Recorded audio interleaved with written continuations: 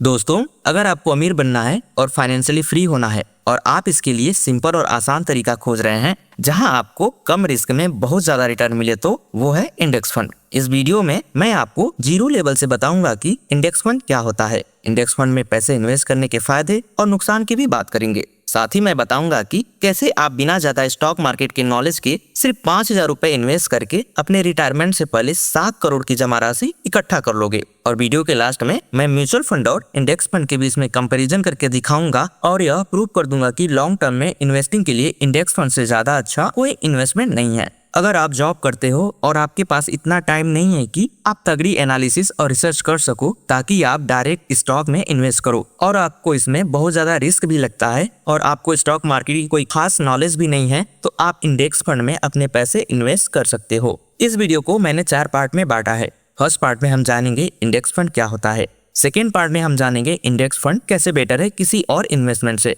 Third part में हम जानेंगे आपको इंडेक्स फंड में एसआईपी करना चाहिए या लमसम करना चाहिए, यानी कि मंथली पैसे लगाना चाहिए या एक बार में मोटा अमाउंट इन्वेस्ट करना चाहिए। और फोर्थ पार्ट में हम इंडेक्स फंड और म्यूचुअल फंड के बीच कंपैरिजन करेंगे और देखेंगे कि क्यों आपको म्यूचुअल फंड में अपने पैसे नहीं इन्वेस्ट करना चाहिए।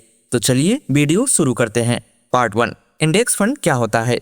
हमारे इंडिया में किसी भी कंपनी के शेयर को खरीदने के लिए 2 एक्सचेंज हैं जहां से आप किसी भी कंपनी का स्टॉक खरीद सकते हैं। पहला एक्सचेंज है एनएससी यानी कि नेशनल स्टॉक एक्सचेंज, दूसरा है बीएससी यानी कि बॉम्बे स्टॉक एक्सचेंज। ये दोनों एक्सचेंज गवर्नमेंट की निगरानी में चलती हैं। तो इन दोनों स्टॉक एक्सचेंज की 2 इंडेक्स फंड हैं, मतलब कि 2 ऐसे फंड हैं जहां आप पैसे इन्वेस्ट कर सकते हो। तो एनएससी के इंडेक्स फंड का नाम है निफ्टी 50 और बीएससी के इंडेक्स फंड का नाम है सेंसेक्स। तो एनएससी में बहुत सारी कंपनीज हैं जिसमें से 50 ऐसी कंपनी जो सबसे टॉप पे है उससे मिलकर बना है निफ्टी इंडेक्स फंड। ठीक ऐसे ही बॉम्बे स्टॉक एक्सचेंज में बहुत सारी कंपनीज हैं और उसमें से टॉप 30 कंपनी से मिलकर बना है सेंसेक्स। तो आप अक्सर न्यूज में देखते होंगे कि कहा जाता है कि स्टॉक मार्केट आज 2% ऊपर गया। उस न्यूज का मतलब ये होता है कि सेंसेक्स और निफ्टी आज बढ़ा है। तो मान लो आपने 5,000 रुपए निफ्टी इंडेक्स फंड में लगाया तो आपका पैसा भारत की टॉप 50 कंपनी में अपने आप इन्वेस्ट हो जाएगा। इस इंडेक्स फंड में रिस्क बहुत ही कम होता है क्योंकि इसमें इंडिया की टॉप 50 कंपनी होती है और इसी टॉप 50 कंपनी पर भारत की इकोनॉमी टिकी होती है। मतलब ये कि आप कह सकते हो कि आप भारत की इकोनॉमी में पैसा लगा रहे हो। और इस इंडेक्स फंड में यह फीचर होता है कि अगर इस 50 कंपनी में कोई बुरी परफॉर्म करे तो वह अपने आप हट जाती है और दूसरी कोई अच्छी कंपनी अपने आप ऐड हो जाती है। अब आते हैं सेकेंड पार्ट पर कि कैसे इंडेक्स फंड बेटर है किसी और दूसरे इन्वेस्टमेंट से। तो अभी हम कंपैरिजन करते हैं। सबसे पहले गोल्ड में रिस्क तो कम होता है बट रिटर्न भी कम होता है 7 से 8% का। एफडी में रिस्क तो कम होता है बट रिटर्न भी कम होता है। स्टॉक मार्केट में डायरेक्ट इन्वेस्टमेंट में रिटर्न तो बहुत ज्यादा होता है बट रिस्क भी बहुत ज्यादा होता है। प्रॉपर्टी में इन्वेस्ट करने में रिस्क भी कम होता है और रिटर्न भी ठीक ठाक मिल जाता है बट यहाँ पे लिक्विडिटी नहीं होता है, यानी कि आप इसे जल्दी बेच नहीं सकते और इसमें एक बहुत मोटा अमाउंट लगता है एक बार में। बॉन्ड में रिस्क भी कम होता है, रिटर्न भी कम होता है बट इंडेक्स फंड में रिस्क भी कम होता है और रिटर्न भी बहुत ज्यादा होता है और यहाँ पर लिक्विडिटी भी होता है, मतलब आप इसे जल्दी बेच भी सकते हो। तो यहाँ आप एक छोटे अमाउंट से भी इन्वेस्टमेंट चालू कर सकते हो। इसलिए ही वॉरेन बफेट ने कहा था कि लॉन्ग टर्म में कोई भी फंड इंडेक्स फंड के रिटर्न को बीट नहीं कर पाएगा। अब आते हैं थर्ड पार्ट पर कि इंडेक्स फंड में एसआईपी करना चाहिए या लमसम। तो पहले हम एसआईपी को समझते हैं। एसआईपी का मतलब होता है सिस्टमेटिक इन्वेस्टमेंट प्लान। इसमें आपको एक डेट को तय करना होता है और एक अमाउंट को सेट करना होता है और फिर हर महीने आपके उस सेट किए हुए दिन को आपके अकाउंट से उतना पैसा जितना आपने सेट किया है अपने आप निकलकर इन्वेस्ट हो जाता है। एसआईपी में पैसा लगाने के कई फायदे होते हैं जिस पर मैंने एक डेडिकेटेड वीडियो बनाया है जिसे मैं लास्ट में लगा दूंगा, आप देख लेना। अब आते हैं लमसम इन्वेस्टमेंट पर। लमसम का मतलब होता है जब आप स्टॉक मार्केट में एक बार में बहुत बड़ा अमाउंट इन्वेस्ट करते हो जैसे 5 लाख या उससे ज्यादा और वो भी लॉन्ग टर्म के लिए, तो आप इसे लमसम कह सकते हो। यहाँ पर ज्यादातर लोगों का यह क्वेश्चन होगा कि इंडेक्स फंड में पैसे कैसे इन्वेस्ट करें, एसआईपी से या लमसम से। तो आपको अधिकतर फाइनेंस के एजुकेटर एसआईपी की सलाह देंगे बट मैं आपको एक मिक्स इन्वेस्टमेंट बताता हूँ जो कि मैंने किसी बुक से पढ़ा था। वो ये है कि लमसम और एसआईपी दोनों का यूज करें। तो चलिए इस बात को समझते हैं।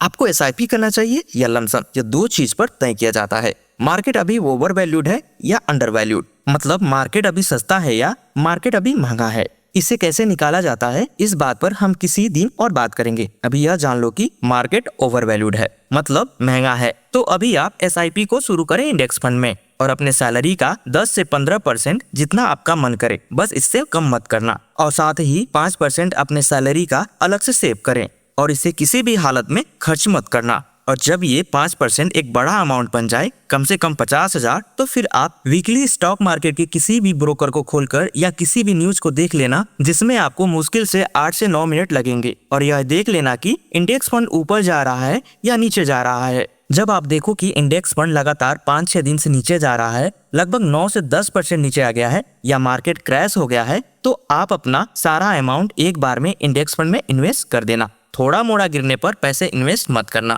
जब मार्केट बहुत ज्यादा गिरे तब आप अपने पैसे इन्वेस्ट करना। जो आपने 5% सेव किए थे, इस स्ट्रेटजी का यूज करके आप उस नॉर्मल इन्वेस्टर से बहुत आगे चले जाओगे जो सिर्फ SIP करता है, और यह आपको एक मार्जिन ऑफ सेफ्टी भी देगा। और इस तरीके से आप SIP का भी फायदा उठा लोगे और लमसम का भी। अब आते हैं पार्ट 4 पे, which is better, index fund या म्यूचुअल फंड। ये दोनों को लेकर लोगों में काफी कंफ्यूजन होता है कि हमें इंडेक्स फंड में पैसा लगाना चाहिए या म्यूचुअल फंड में। तो हमने इंडेक्स फंड को समझ लिया है, तो अब म्यूचुअल फंड को देखते हैं।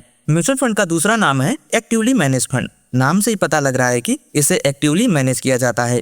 मतलब यह है कि इसे स्टॉक मार्केट के एक्सपर्ट के द्वारा मैनेज किया जाता है, जिसमें वह तगड़ी एनालिसिस और तगड़ी रिसर्च करके आपके पैसे को इन्वेस्ट करते हैं और आपको हाई रिटर्न दिलाते हैं, जिसके बदले वह आपसे एक फीस चार्ज करते हैं आपके प्रॉफिट से। बट इस म्यूचुअल फंड में लॉन्ग टर्म में यानी 10 से 20 साल के इन्वेस्टमेंट पीरियड में इंडेक्स फंड के रिटर्न को नहीं बीट कर पाता है। तो भले ही म्यूचुअल फंड शॉर्ट टर्म में आपको बहुत ज्यादा return they they, but long term में इंडेक्स फंड ही बेटर परफॉर्म करता है म्यूचुअल फंड के कंपैरिजन में। और साथ ही म्यूचुअल फंड अगर बुरी परफॉर्म करती है तो आपको उसे सेल करके कोई दूसरा म्यूचुअल फंड खरीदना पड़ता है, जिसमें आपको सरकार को टैक्स देना पड़ता है। और साथ ही ये म्यूचुअल फंड भी ज्यादातर उसी कंपनी में इन्वेस्ट करते हैं जो इंडेक्स फंड में होता है। तो सेम कंपनी में इन्वेस्ट करने के लिए हम ज्यादा पैसे क्यों खर्च करें।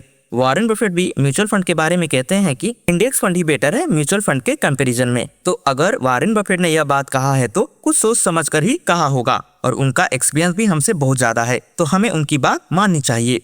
अब देखो, अगर आप सिर्फ 5,000 रुपए भी इंडेक्स फंड में इन्वेस्ट करते हो SIP के थ्रू हर महीने अपने 22 के एज में, और इस इन्वेस्टमेंट को आप 52 की एज तक करते हो, तो जब आप अपने पैसे निकालने जाओगे 52 की एज में, तो आपका टोटल इन्वेस्टमेंट 18 लाख की होगी जिसे आपने इन्वेस्ट कर दिया है। तो आपने इतने दिन में 18 लाख इन्वेस्ट कर दिए हैं, जो कि 3 करोड़ में बदल गए।